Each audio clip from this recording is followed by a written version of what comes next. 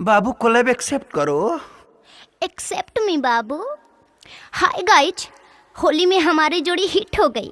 लाइक करे, कमेंट करे, लेकिन शेयर ना करे, कहे से कि पुष्पा हमारा है।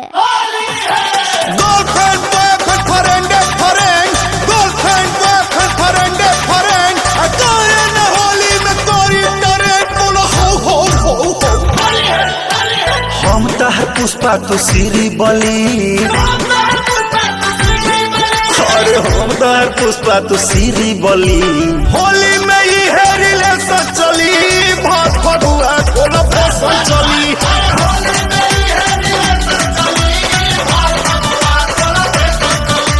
तू हमर पुष्पा हम सीरी बली, अरे तू हमर पुष्पा हम सीरी बली।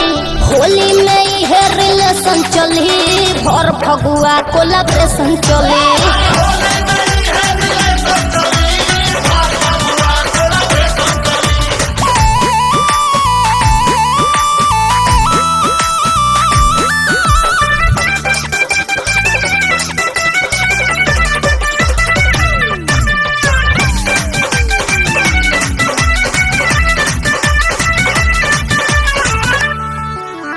हमारा तो हर जोड़ी परफेक्ट हो, तबे तो पहला कोलैब एक्सेप्ट हो।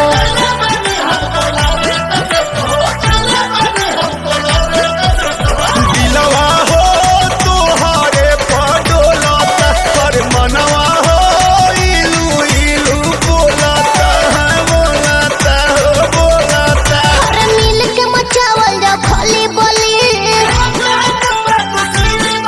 अरे घोषो ना रंगवा होली होली। होली में ही है रिलेशन चली, भात फगुआ कोलैबोरेशन चली।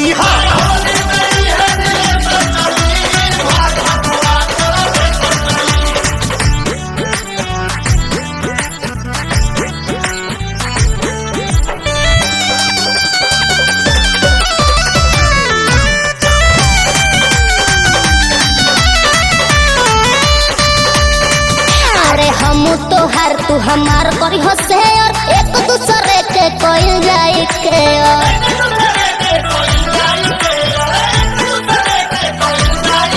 अरे होली हाँ वीडियो बना के पोस्ट करो, मजाक हवे सीरियस ना तू रोस्ट करो, ए रोस्ट करो, ए रोस्ट करो। बिट्टू छोटू राकेश बना बाहुबली,